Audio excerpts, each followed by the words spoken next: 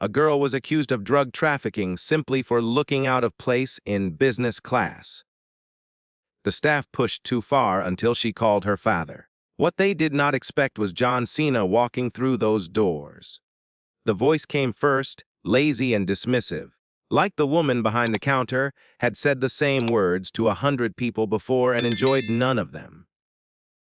Is that your ticket, sweetheart? Or did you borrow it from someone who actually flies business class? Brenda. Her name tag sat crooked on a faded airport vest. She looked Emma up and down without bothering to hide the smirk tugging at the corner of her lips. Emma handed over her boarding pass and ID. Calm as still water. She had been through worse in her 17 years of life. But something about this moment felt different. Brenda was not just doubting her. She looked genuinely amused, like she had caught a child stealing candy and was savoring the moment before calling the parents. Brenda leaned in, her eyes narrowing as they scanned the identification card. "Oh, would you look at that?" She chuckled, tapping one fingernail against the laminated surface. "Emma Cena. Huh." Emma nodded once. "Let me guess?" Brenda drawled, stretching out the words like taffy. "You're heading to some kind of wrestling thing. The WWE Youth Academy camp." Emma answered, keeping her voice even. "In Chicago." Brenda snorted, a sharp, ugly sound that echoed louder than it should have in the busy terminal. "And your daddy signed you up for that, huh?" "What? You think he's John Cena or something?" "He is." The words landed like a stone dropped into a quiet pond. For half a second, Brenda blinked. Then the dam broke. She burst out laughing, loud and harsh, the kind of laughter that made heads turn and conversations pause. A few people in line craned their necks to see what the commotion was about. "Oh, honey, please," Brenda said between gasps, wiping the corner of her eye with one finger. "You seriously expect me to believe that? You think just slapping the name Cena on an ID makes you some kind of celebrity kid?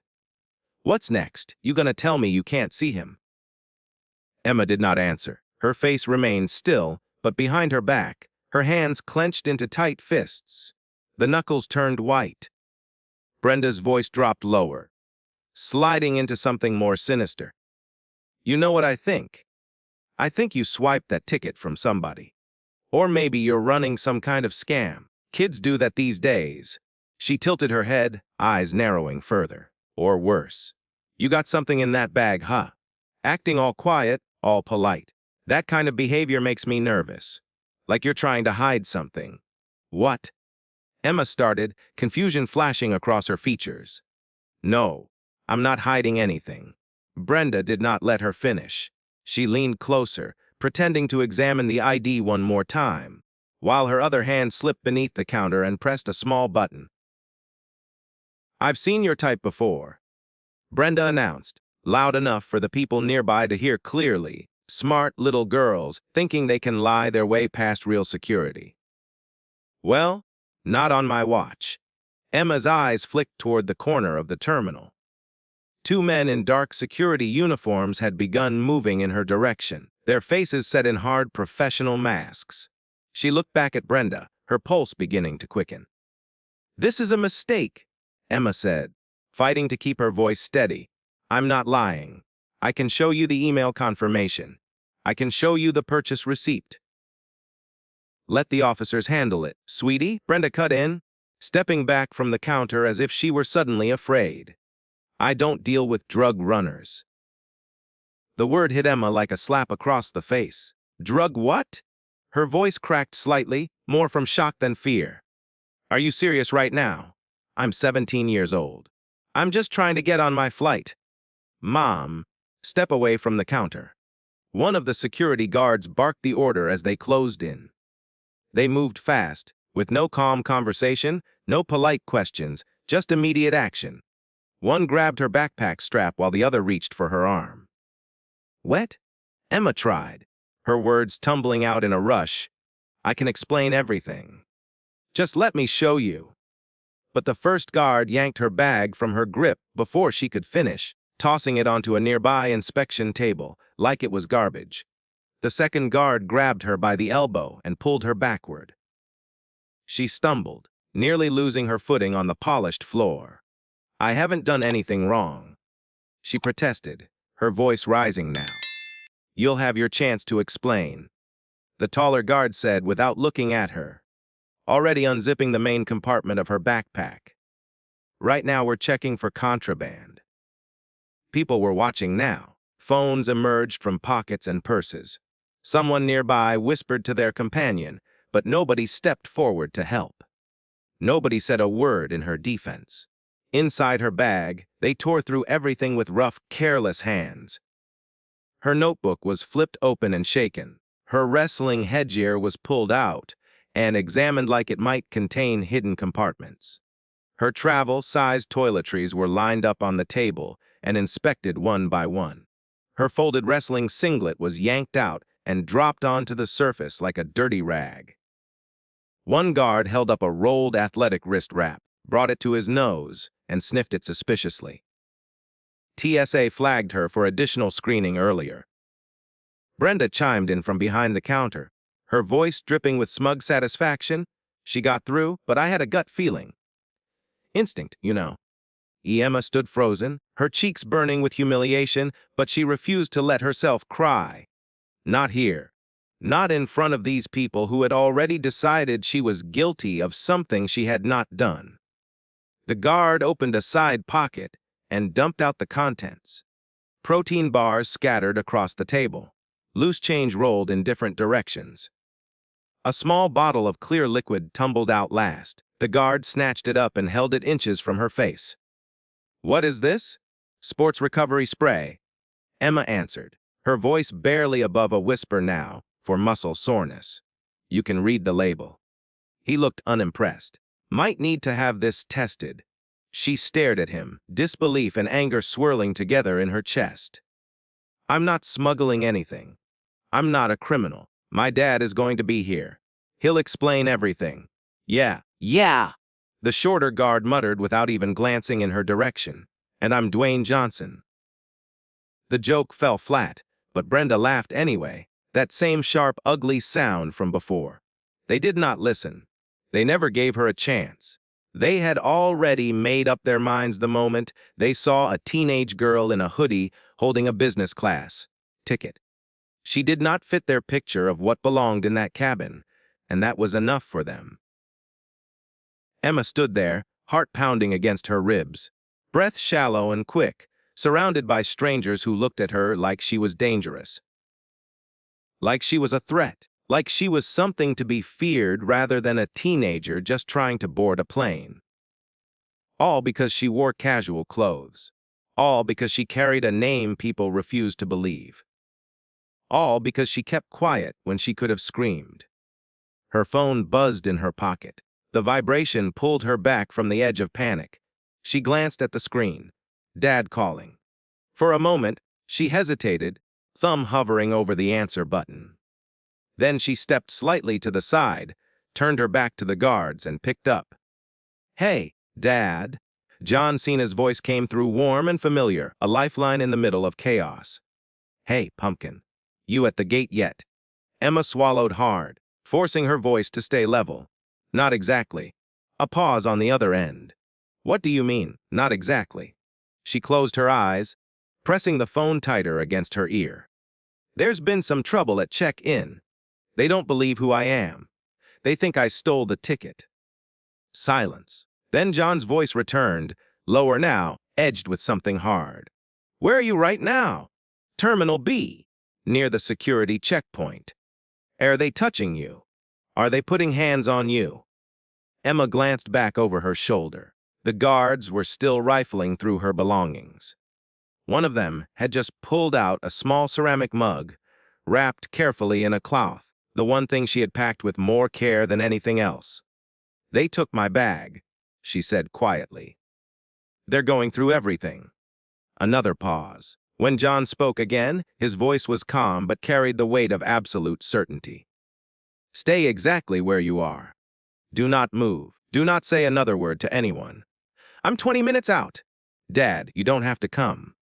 I can handle this." "Emma." His tone left no room for argument. 20 minutes? The call ended.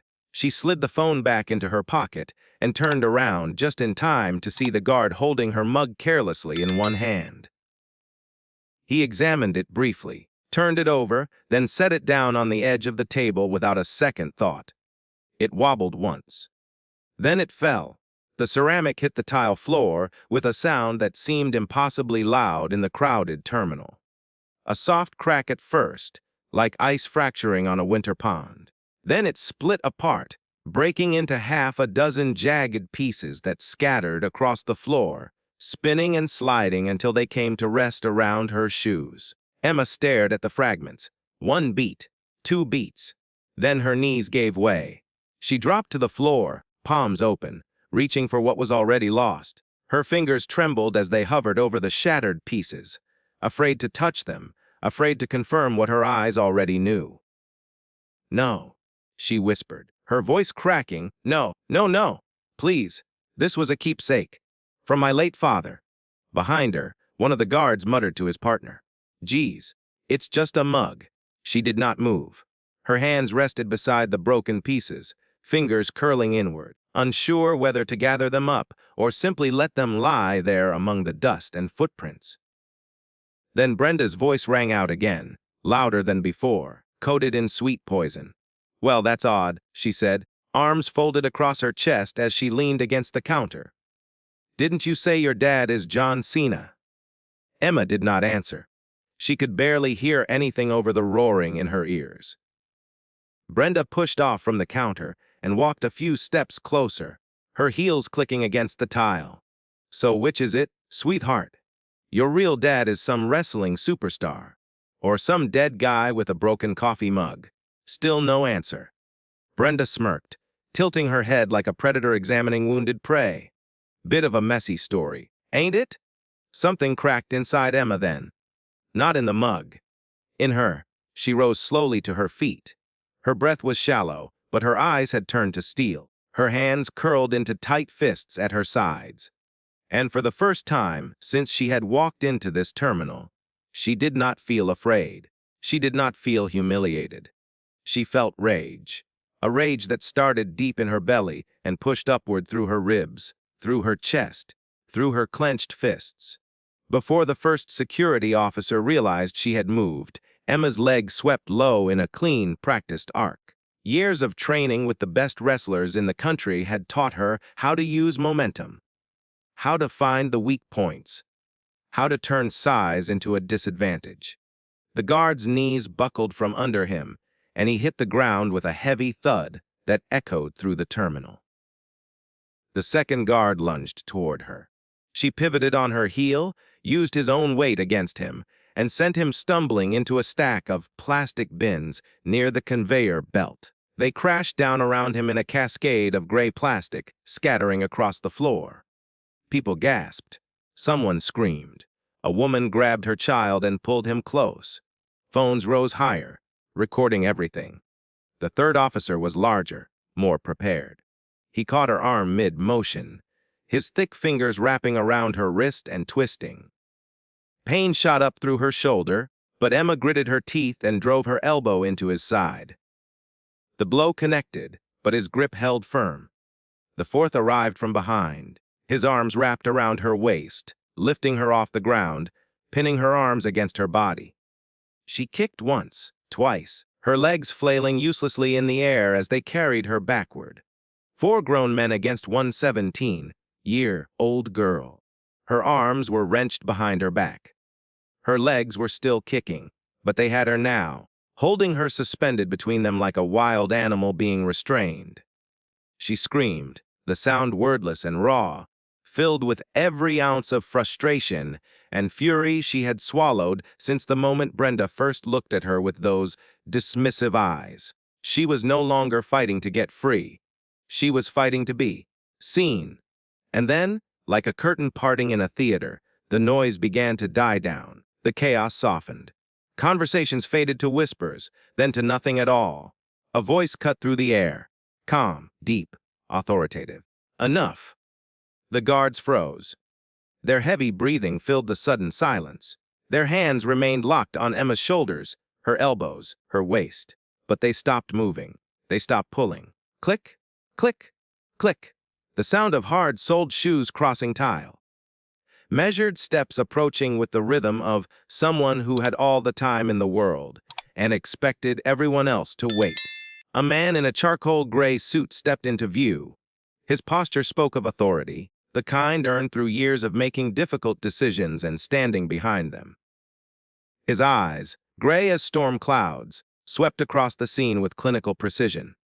The toppled bins, the scattered belongings, the torn backpack, the broken ceramic pieces still lying on the floor, and the girl, breathing hard, held like a prisoner by 4 men twice her size. Behind him stood a line of younger officers, fresher faces, watching everything unfold with wide, uncertain eyes. "My name is Derek," the man announced, his voice carrying easily across the space. "I am the terminal supervisor." One of the guards holding Emma started to speak. "Sir?" There was an alert. The subject became violent, and we had to restrain her. She was provoked. Someone else murmured from the crowd. Derek's eyes flicked toward the sound, but he said nothing. "Sir, she attacked us," another guard added, shifting his grip on Emma's arm. "We were just following procedure." Derek raised one hand. The gesture was small, almost casual, but it silenced everyone instantly. He looked at Emma. His expression revealed nothing. "Can you stand?" Her breath was still coming in ragged gasps. Her arms ached from being twisted behind her. She did not answer. "I said," Derek repeated, his voice slightly firmer, "can you stand on your own?" A long moment passed. Then Emma managed a single nod. Derek turned to the officers. "Let her go." The hands loosened. Emma slid forward, catching herself on her knees before slowly pushing herself upright. Her jacket hung off one shoulder. Her shirt was damp with sweat. A thin smear of blood dotted her palm where a piece of the broken mug had cut her skin. She did not speak. She did not cry. She just stood there, staring straight ahead at nothing. Derek walked closer. He stopped a few feet away from her, then looked down at the floor. His eyes found the largest fragment of the ceramic mug, the piece with the painted letters still partially visible. He knelt down, picked it up carefully between 2 fingers, and examined it for a moment. "Family honor," he murmured, almost to himself, reading what remained of the inscription. "Split clean through." He straightened up, met Emma's eyes, and held the piece out toward her. This belonged to someone important. It was not a question. Emma took the fragment. Her fingers closed around it gently, as if it might crumble to dust at any moment. "Come with me," Derek said, his voice softening just slightly. "Let's talk somewhere quieter." She nodded once and followed him away from the wreckage of her belongings, stepping over the mess, walking past the staring crowds and the raised phones and the whispered conversations that followed her like shadows. They walked through a door marked staff only and into a small office with plain walls and fluorescent lighting. Derek gestured toward a chair. Emma sat down heavily, her legs suddenly weak, her body finally registering the exhaustion of what she had just been through. Derek remained standing. He leaned against the edge of a desk and folded his arms across his chest. "Tell me what happened," he said, "from the beginning." But Emma told him. She spoke quietly at first, her voice rough around the edges, but as the words came out, she found a rhythm. She told him about checking in, about Brenda's comments, about the way she had been looked at, spoken to, touched without consent, about the accusations that made no sense, about the mug that now lay in pieces back on the terminal floor. Derek listened without interrupting. When she finished, he was silent for a long moment. "The ticket," he finally said, "it was purchased legitimately?" "Yes, by my father. And your father is John Cena." "Less." Derek exhaled slowly through his nose. She could not tell if he believed her or not. His face remained unreadable. "Wet here," he said, pushing off from the desk. "I need to verify a few things." He left the room. The door clicked shut behind him. Emma sat alone in the silence. Her hands trembled in her lap. She looked down at the ceramic fragment she was still holding, tracing the edge of one painted letter with her fingertip. Minutes passed. They felt like hours. When the door opened again, Derek walked in with a different expression on his face. Harder, more official. "Miss Cena," he began, and the formality of it made her stomach drop. "We have reviewed your ticket and identification." She waited. "There appear to be some irregularities with your booking." He continued. "The payment method could not be immediately verified. As a result, your boarding authorization has been suspended pending further investigation." Emma blinked. "What does that mean?" "It means your ticket has been revoked. You will not be boarding this flight." The words hit her like a physical blow. "You can't do that," she said, her voice rising. "I didn't do anything wrong. The ticket is real. My father paid for it. I can show you the confirmation email right now." Derek held up a hand. "Until we can verify full payment and identity, the airline reserves the right to deny boarding. If the individual who purchased this ticket wishes to come to the airport and speak with us directly, we will reconsider. He's already on his way," Emma said, standing up from the chair. "He'll be here any minute." Derek's expression did not change. "Then he can resolve this matter when he arrives. In the meantime, you will need to leave the boarding area. You can't just throw me out." "I am not throwing you out. I am asking you to wait in the public terminal until this situation can be clarified." And Emma stared at him, searching his face for any sign of sympathy, any crack in the professional mask. She found nothing. "Please follow Officer Martinez," Derek said, nodding toward a uniformed woman who had appeared in the doorway.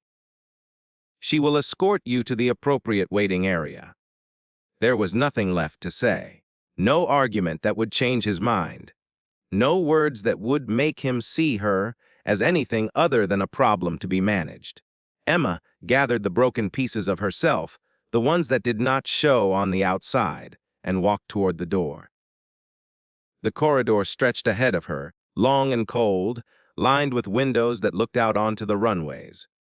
Aircraft taxied slowly in the distance, their lights blinking against the gray afternoon sky.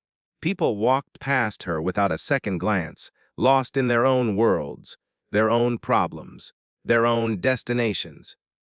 She reached the glass doors that led to the baggage claim area, the boundary between the secure terminal and the outside world. One step through those doors, and she would be just another person in a crowd, stripped of her boarding pass, her seat, her right to be where she was supposed to be. Her phone buzzed. She pulled it out with numb fingers and looked at the screen. Dad calling. She answered on the second ring. "Dad?" John's voice came through immediately, low and urgent. "Emma, what's going on? Are you okay?" "They took my ticket," she whispered, her voice finally breaking. "They said it was fake. They didn't believe me. They said you have to come fix it yourself." Silence on the other end. A silence that felt like the air before a storm. "Where are you right now?" "They're escorting me to baggage claim." "Stay exactly where you are," John said, his voice firm and steady as iron. "Do not move." "I'm almost there." "Okay. I mean it, Emma. Don't move an inch." The call ended. She stood there, staring through the glass at the people walking by with their luggage and their families. The automatic doors opened and closed in front of her, breathing in and out like the airport itself was alive and indifferent to her pain. The officer behind her started walking again, expecting her to follow. But Emma did not move. She turned her back to the exit, walked to the metal railing along the hallway wall, and slid down until she was sitting on the cold tile floor. She pulled her knees up to her chest and rested her forehead against them. She did not care who watched anymore. Let them look. Let them wonder. Let them film if they wanted to. She was done trying to explain herself to people who had already decided not to listen. She stayed there, silent and still, waiting for the sound of footsteps that would change everything. The footsteps came before she saw him. Heavy, deliberate, the kind of footsteps that made people instinctively step aside without knowing why. The rhythm echoed through the terminal corridor, cutting through the ambient noise of rolling luggage and distant announcements. A hush began to spread through the crowd like ripples on water. Conversations faded. Heads turned. Phones that had been lowered suddenly rose again, cameras pointing toward the figure approaching from the main entrance. Emma lifted her head from her knees. There he was. John Cena walked through the terminal with the presence of a gathering storm. He wore a simple black shirt that stretched across his massive chest and shoulders, faded jeans, and worn training shoes. Nothing flashy, no entourage, no security detail. Just a man moving with purpose through a space that suddenly felt too small to contain him. His face was set in stone, his jaw tight, his blue eyes locked forward, scanning the corridor until they found what they were looking for. Emma. She scrambled to her feet as he approached, her knees weak, her heart pounding against her ribs. She opened her mouth to say something, but before any words could form, John was there. He stopped in front of her, his massive frame blocking out the fluorescent lights above. "You okay?" His voice was quiet. Just for her. She nodded, though her eyes had begun to fill without warning. She blinked rapidly, trying to hold back the tears that threatened to spill over. John reached out and placed one large hand on her shoulder. The weight of it was warm and steady, an anchor in the storm. "Show me where they are." It was not a request.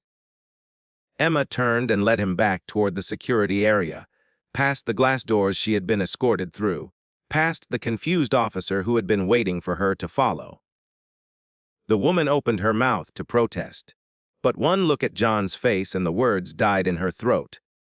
They walked in silence, father and daughter, back through the corridor that had felt like a gauntlet of shame just minutes before. Now it felt different. Now Emma walked with her head up, her steps matching John's, drawing strength from his presence beside her. The security checkpoint came into view.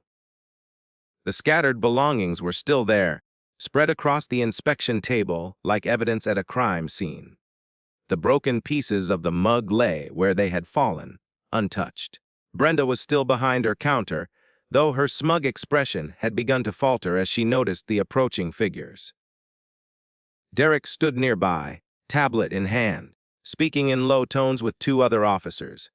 John stopped at the edge of the security area. His eyes moved slowly across the scene, the torn backpack, the scattered clothes, the ceramic fragments on the floor, the guards who had held his daughter down, now standing awkwardly to the side, avoiding eye contact. When he spoke, his voice was not loud. It did not need to be. It carried the weight of absolute authority, the kind that came from years of commanding arenas filled with thousands of screaming fans. Someone better start talking right now. The words hung in the air like thunder after lightning. Derek stepped forward first. His confident stride from earlier had shortened considerably. His face had lost some of its color. He approached John with the careful movements of a man who had just realized he was standing much closer to danger than he had anticipated. "Mr. Cena," Derek began, his voice noticeably less steady than before. "I'm Derek, the terminal supervisor. I want to assure you that we are handling this situation with the utmost professionalism." John did not blink. "Is that what you call it?" "Ah, sir, there were irregularities with the booking. We followed standard protocol." "Standard protocol," John repeated, tasting the words like something bitter. "Is that what you call accusing a 17-year-old girl of drug trafficking? Is that what you call dumping her belongings on the floor for everyone to see? Is that what you call breaking something that can never be replaced?" His eyes dropped to the ceramic pieces still scattered across the tile. Derek swallowed visibly. "Mr. Cena, I can assure you that the damage to your daughter's property was unintentional. We will, of course, provide compensation for any items that were harmed during the inspection." John took one step closer. Derek took one step back. "You think this is about money?" The question was quiet, but it cut through the air like a blade. "That mug," John continued, his voice dropping even lower, "belonged to her father. Her real father. The man who raised her before he died, saving 4 people from a burning building. The man whose memory she carries with her every single day.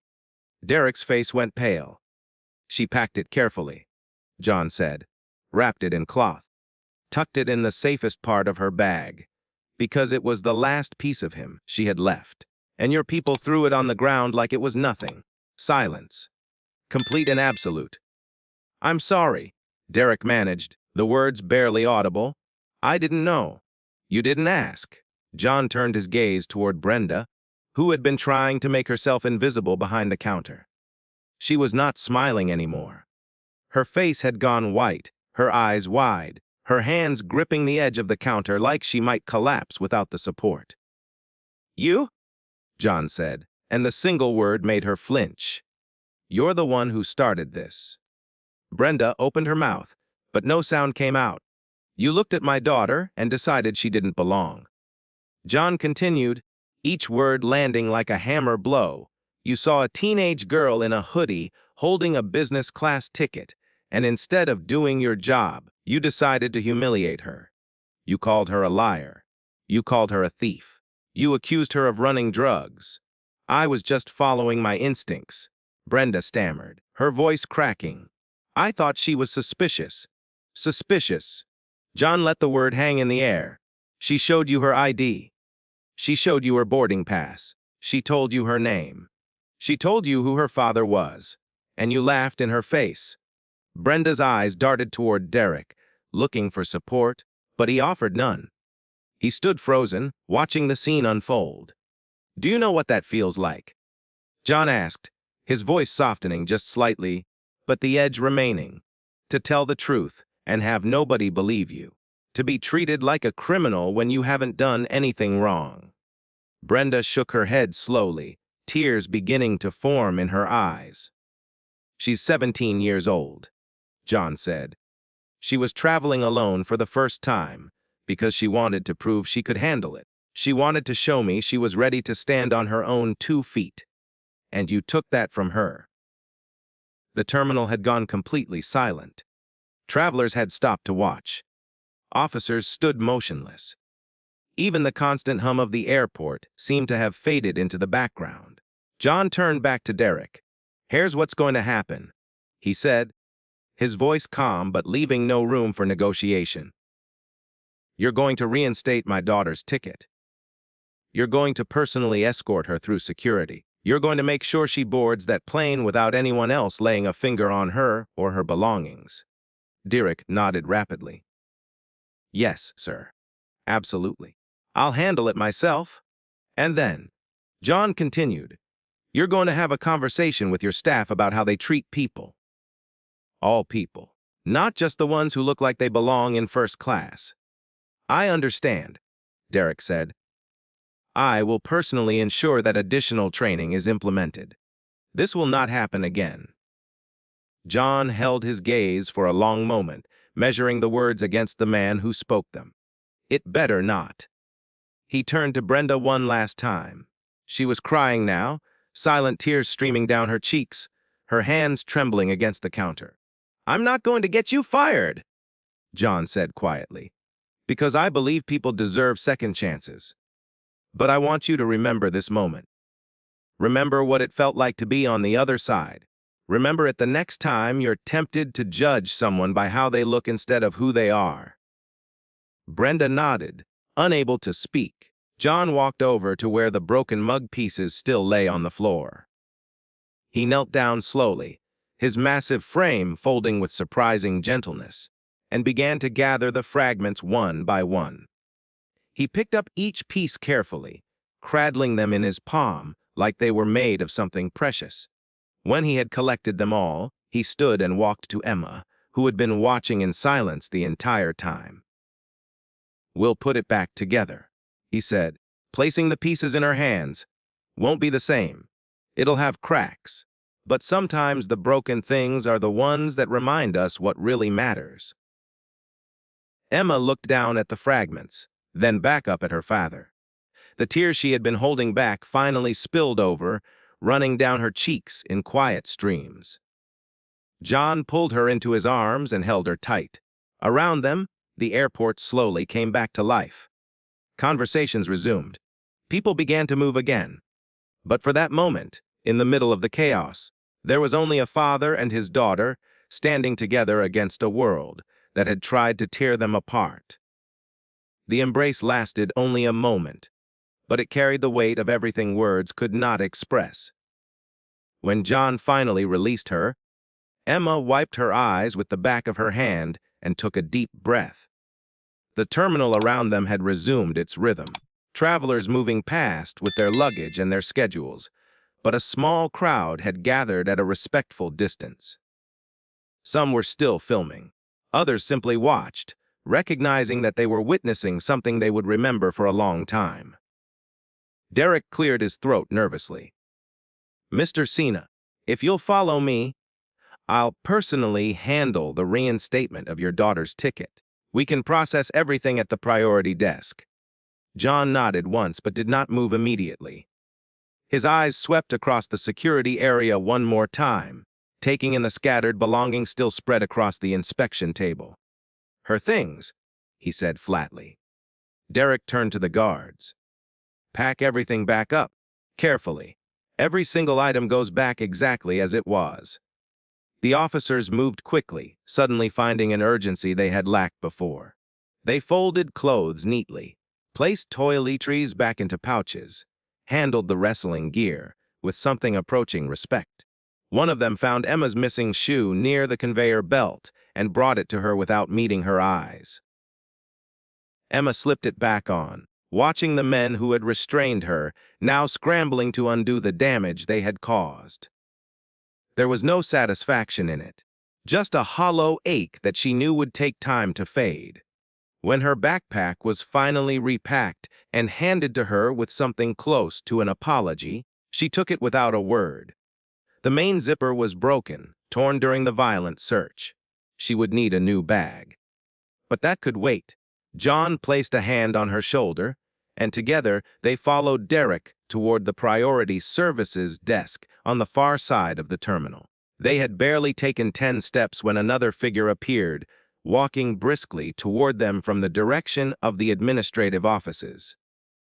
This man was older, perhaps in his early 60s, with silver hair combed neatly back and a navy blue blazer that bore a small pin indicating his position. His shoes clicked against the tile with the measured rhythm of someone accustomed to being in charge. He stopped directly in front of John and extended his hand. "Mr. Cena," the man said, his voice carrying the practiced warmth of someone who had spent decades managing difficult situations. "My name is Mitchell Patterson. I'm the regional director for this terminal. I came as soon as I was informed of what occurred." John shook his hand briefly. Word travels fast. In situations like this, it has to. Patterson turned to Emma, and his expression softened. "Miss Cena, I want to offer you my sincere apologies on behalf of everyone at this airport. What happened to you today should never have happened. Not here. Not anywhere." Emma looked at him, searching his face for the same insincerity she had seen in so many others today. But there was something different in his eyes, something that looked like genuine regret. "Thank you," she said quietly. Patterson nodded and turned back to John. "I've already reviewed the security footage and the incident reports. There were failures at multiple levels, failures of judgment, failures of procedure, and most importantly, failures of basic human decency."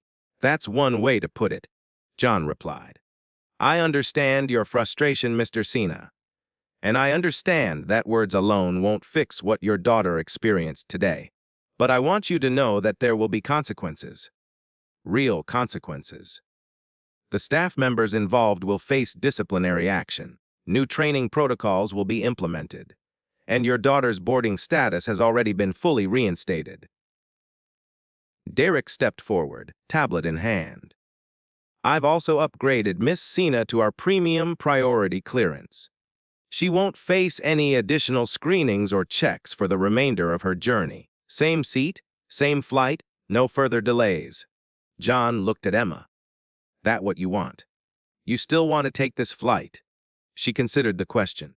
Part of her wanted to go home, to crawl into bed, and forget this day had ever happened. But another part, the part that had made her fight back when they pushed too hard, refused to give them the satisfaction of driving her away. "Yes," she said, her voice steadier now. "I'm still going." John studied her face for a moment, then nodded. There was pride in his eyes, the quiet kind that did not need to be spoken aloud. "All right then," he said, turning to Patterson. "Let's get her on that plane." Patterson gestured toward a side corridor marked with a sign that read "Priority Access Only." "This way. I'll escort you personally." They walked together through the quiet hallway, away from the crowds and the cameras and the whispered conversations. The walls here were lined with framed photographs of aircraft and aerial views of the runway. The lighting was softer, the atmosphere calmer. Emma walked beside her father, her torn backpack slung over one shoulder, the broken pieces of the mug wrapped carefully in tissue paper and tucked into her jacket pocket. She could feel their weight against her chest with every step. "You handled yourself well back there," John said, his voice low enough that only she could hear. "I lost control," Emma replied, staring at the floor. "I attacked those guards. I let them see how much it hurt. You defended yourself when you had no other choice. There's nothing wrong with that. But I should have stayed calm, like you always taught me."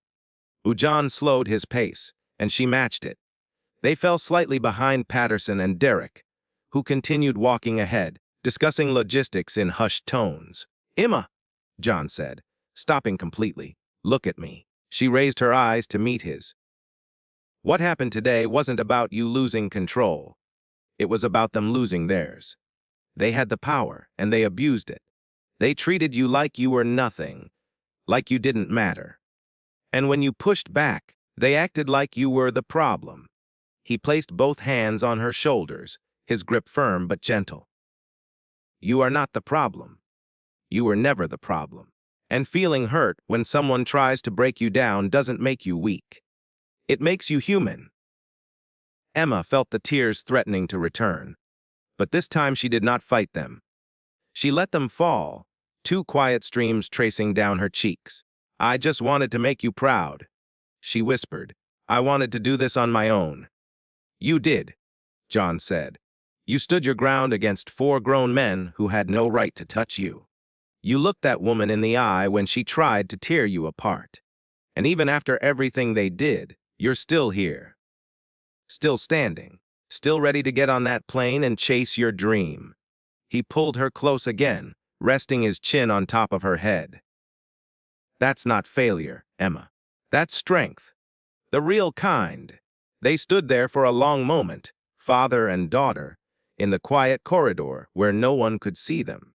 The world outside continued spinning, but here, in this small pocket of stillness, nothing else mattered.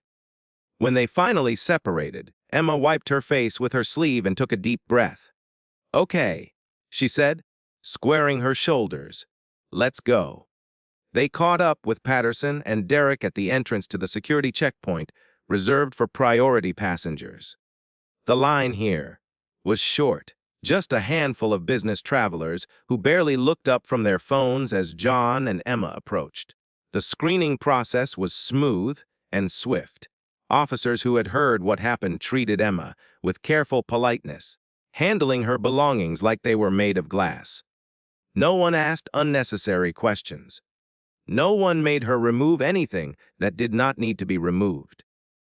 In less than 5 minutes, she was through. Patterson walked them to the entrance of the boarding gate. The flight was still accepting passengers, the final few making their way down the jetway toward the aircraft. "Miss Cena," Patterson said, turning to face her one last time, "I hope that someday you'll be able to look back on today and see it not as a moment that defined you, but as a moment you overcame. We failed you, but you didn't fail yourself." Emma shook his hand. "Thank you." Patterson nodded, then stepped aside to give them privacy. John looked at the gate, then at his daughter. The boarding door was still open, the flight attendant waiting patiently by the entrance. "You sure about this?" he asked one more time. Emma looked at the jetway, then back at her father. the weight of everything that had happened pressed against her chest. But beneath it, she felt something else. Something that felt like resolve. I'm sure. John smiled, just slightly. Then go show them what a Cena can do. She started to walk toward the gate, then stopped and turned back. Dad? Yeah. Thank you. For coming. For staying. For not letting me face this alone. John's smile widened, just a little. I'm your father, Emma. That's what fathers do. She nodded, feeling the warmth of his words settle into her chest like sunlight breaking through clouds. Then she turned, walked through the gate, and disappeared down the jetway toward the waiting aircraft. John stood there watching until she was gone, his hands in his pockets, his expression unreadable. When the boarding door finally closed, he let out a long breath and turned to leave. The airport continued its endless rhythm around him, but he did not notice. His thoughts were somewhere else, somewhere 30,000 feet in the air, where his daughter was finally on her way. He had barely taken 3 steps when something stopped him. It was not a sound, not a voice calling his name. It was something deeper, something that pulled at him from the inside, a feeling he could not ignore, no matter how hard he tried. John turned and looked back at the closed boarding door. The flight attendant had already disappeared inside. The gate area was emptying as the final passengers cleared away, leaving behind scattered newspapers and empty coffee cups. His daughter was on that plane, alone. After everything she had been through today, the accusations, the humiliation, the violence, the broken pieces of her past scattered across a cold tile floor, she was sitting in a seat by herself, surrounded by strangers who knew nothing about what she had endured.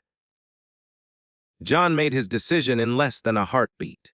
He walked back to the gate counter where a young airline employee was shutting down the computer system. "Excuse me." The young man looked up, and his eyes went wide as recognition dawned. "Mr. Cena." "Sir, is there something wrong?" "I need to be on that flight." The employee blinked rapidly. "Sir, the boarding door has already closed. We've completed the final passenger count. Open it." It was not a request. It was not a demand. It was simply a statement of fact, delivered with the quiet certainty of a man who had spent his entire life making the impossible happen. The employee hesitated for exactly 2 seconds. Then he picked up his radio and made a call. 3 minutes later, John Cena was walking down the jetway toward the aircraft. The cabin was nearly full when he stepped through the door. Passengers who had been settling into their seats with books and headphones suddenly looked up, conversations dying mid-sentence as the massive figure ducked through the entrance. John moved down the aisle, his eyes scanning the rows until he found her. Emma sat by the window in the business-class cabin, her forehead pressed against the cold plastic, staring out at the tarmac. Her arms were crossed tightly over her chest, and even from a distance, he could see the tension in her shoulders. The seat beside her was empty. He stopped at her row and waited. Emma turned, and for a moment, confusion clouded her features. Then understanding broke through, and something shifted in her expression. The walls she had built up over the past few hours cracked, just slightly. "Dad, scoot over," John said, nodding toward the window. "What are you doing here? You don't have a ticket?" "I do now." He settled into the seat beside her, his large frame filling the space completely. The armrest between them seemed almost comically small against his forearm. Emma stared at him. "You didn't have to do this." "Yes," John said simply. "I did." She opened her mouth to argue, but no words came. Instead, she just shook her head slowly and turned back toward the window, though the ghost of a smile had begun to form at the corner of her lips. The cabin doors closed with a solid thunk. The engines hummed to life. The aircraft began to move, taxiing slowly toward the runway.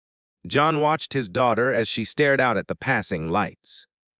Her reflection in the glass looked tired, older somehow than her 17 years. The events of the day had left marks that would take time to heal. He noticed the small bundle in her lap. The broken pieces of the mug, still wrapped carefully in tissue paper and cradled in her hands like something sacred. You're going to hold on to those the whole flight. Emma did not look away from the window. Yeah, let me see your hands. She hesitated, then slowly turned and unfolded her fingers. The cuts from the ceramic shards were still visible, thin red lines across her palm, one still faintly bleeding near the base of her thumb. John reached into his jacket and pulled out a clean handkerchief, the same one he had carried for years, the edges soft and fraying from countless washes. Without asking permission, he took her hand gently and began to clean the dried blood, his touch careful and slow. Emma watched him work, her eyes glistening. You should have let them help you, John said quietly, dabbing at a particularly deep cut. They didn't care, she whispered back. He did not argue. He simply continued cleaning, folding the cloth over, wiping away the evidence of her pain with the patience of someone who had all the time in the world.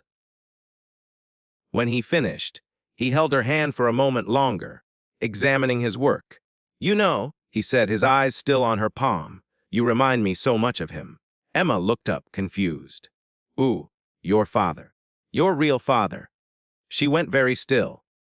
John sat back in his seat, his hand resting on his knee now, his voice dropping into something softer, something meant only for her. He had a way about him. John continued, his gaze distant, focused on something beyond the cabin walls, quiet. Always thinking, always watching. Wouldn't speak unless it mattered. But when he did talk, folks listened. Emma stayed silent, afraid that any sound might break the spell. He was stubborn too. John added with a faint smile. You'd argue with him till your face turned blue, and he still wouldn't budge. Had that fire in his chest. Just like you. He paused, letting the memories settle. But he didn't use it to pick fights. He used it to stand up for other people.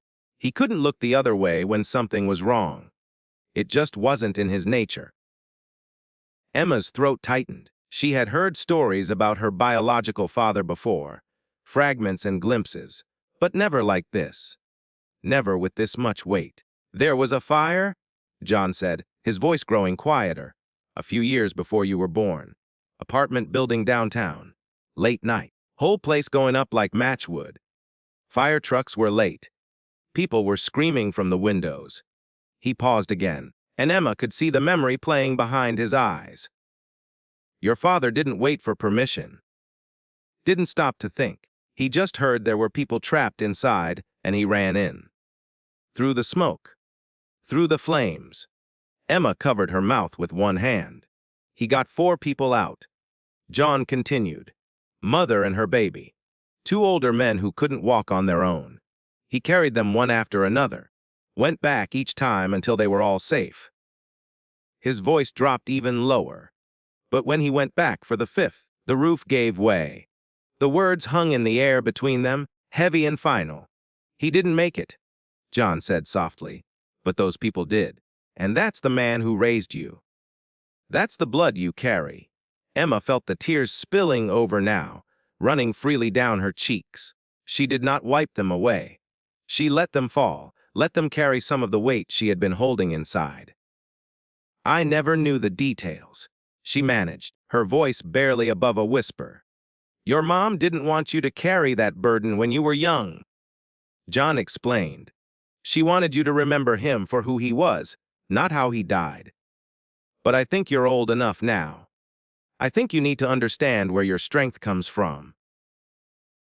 He reached over and placed his hand over hers, the one still cradling the broken mug pieces.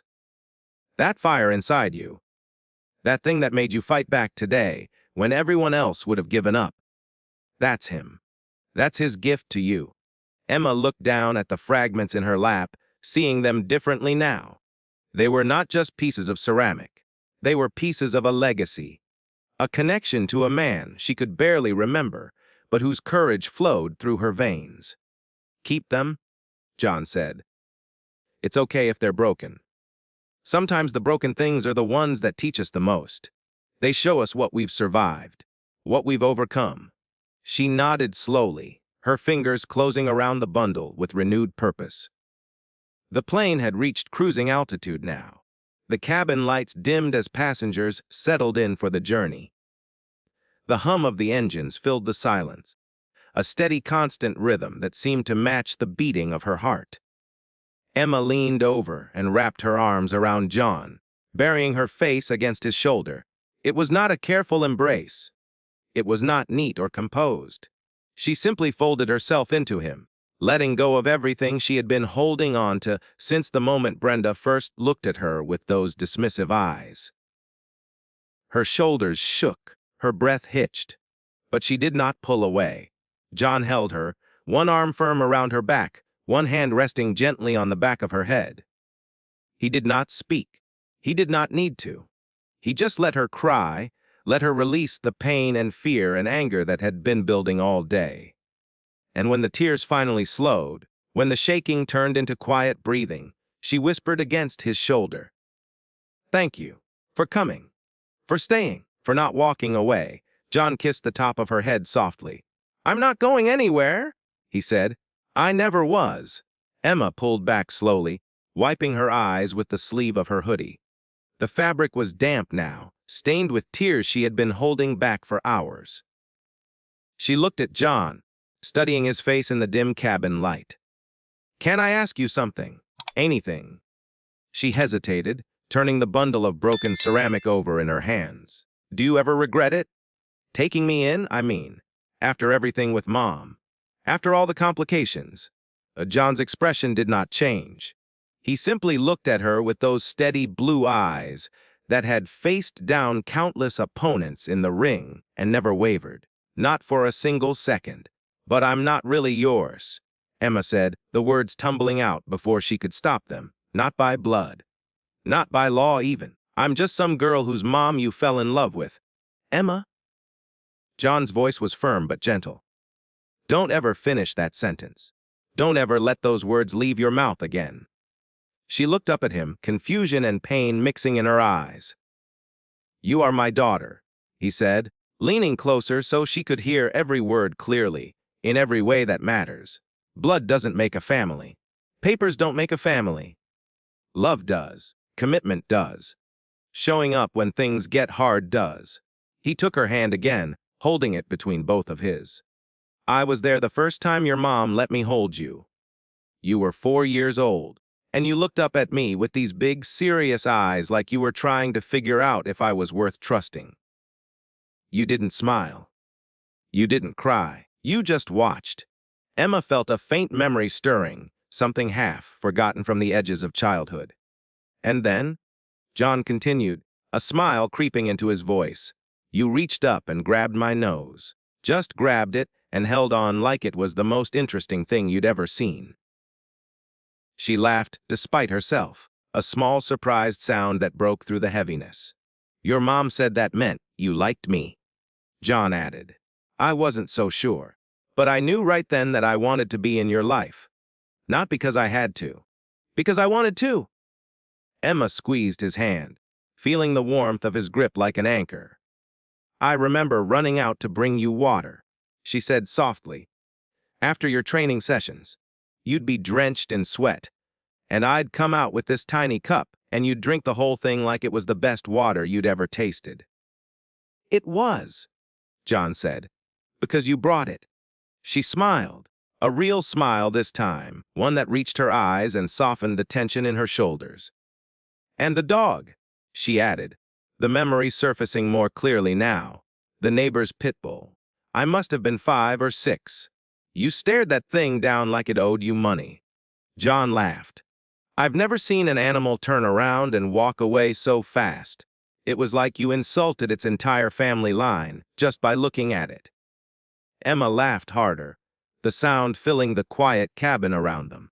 A few passengers glanced over, curious, but she did not care anymore. "You're strong, Emma," John said, his voice growing serious again but still warm. "Not because you fight. Not because you train. You're strong because you know why you fight. And you don't back down when you know you're right." She nodded slowly, letting his words settle into her chest like seeds taking root. Today was hard. John continued, harder than anything you should have had to face at 17. But you didn't break, you bent.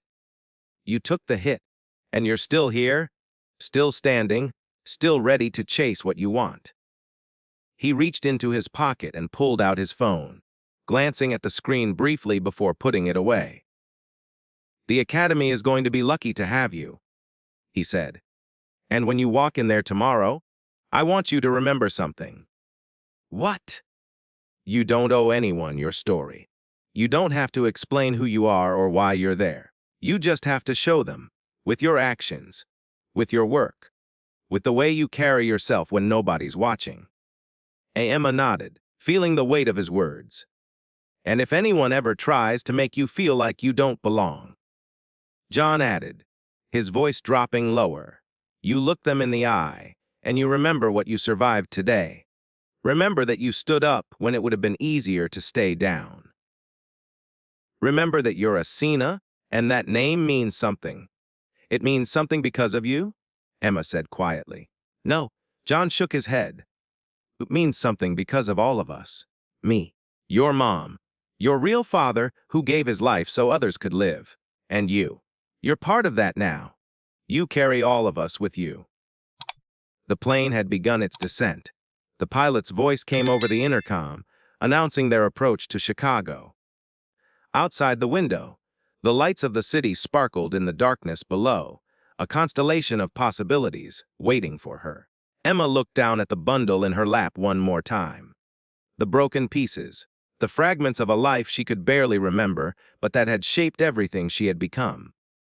I'm going to fix it, she said. The mug. I'm going to put it back together, even if it has cracks, even if it's not perfect. Good, John said, because perfect isn't the point. Whole isn't the point. The point is that it survived, just like you. The wheels touched down with a gentle bump. The cabin lights came on.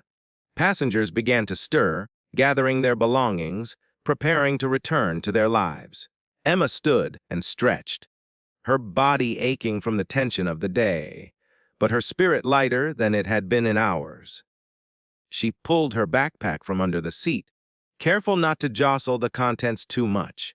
John rose beside her, his massive frame filling the aisle as other passengers instinctively made room. They walked together through the jetway and into the terminal. Chicago's O'Hare was busier than LAX had been. Crowds of people rushing in every direction, but Emma did not feel overwhelmed. She felt ready. At the exit to the ground transportation area, John stopped and turned to face her. This is where I leave you, he said. Emma blinked. You're not coming to the Academy. No.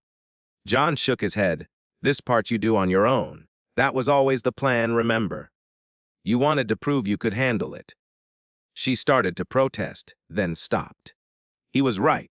That was what she had wanted. That was why she had insisted on flying alone in the first place. Okay, she said, squaring her shoulders. Okay. John pulled her into one final embrace, holding her tight for a long moment before letting go. Call me when you get settled, he said. I mean it. First thing. I will. And Emma? Yeah. I'm proud of you. Not for what happened today. For who you are. Who you've always been. She felt the tears threatening to return but held them back. This was not a moment for crying. This was a moment for standing tall. I love you, Dad. The word came out naturally, without hesitation or qualification. Dad, not stepdad, not John, Dad. His face softened, and for just a second, she saw something glistening in his eyes. I love you too, sweetheart. Now go show them what you're made of. She turned and walked through the automatic doors into the Chicago night. The air was cooler here, crisper than California. The city stretched out before her, vast and unknown and full of possibility. She did not look back. She did not need to. She knew he was watching. She knew he would always be watching, always be there, always be ready to catch her if she fell. But she also knew she would not fall. Not today. Not tomorrow. Not ever. Because she was Emma Cena, and that name meant something. The shuttle to the Academy campus arrived 15 minutes later. Emma climbed aboard, found a seat by the window, and watched the city lights blur past as they drove. In her pocket, the broken pieces of the mug pressed gently against her chest, a reminder of everything she had lost, everything she had survived, everything she had yet to become. She smiled and closed her eyes, letting the rhythm of the road carry her toward whatever came next. The story was not over. It was just beginning. Thank you for following this story! Let us know in the comments below. If this story has moved you and you would like to stand with us in bringing more voices of truth and hope to light, please consider supporting our work. Even the smallest gift helps us continue creating and sharing these powerful stories. You can find the donate link in the description. And of course, do not forget to subscribe so you will not miss the next chapter we are preparing for you.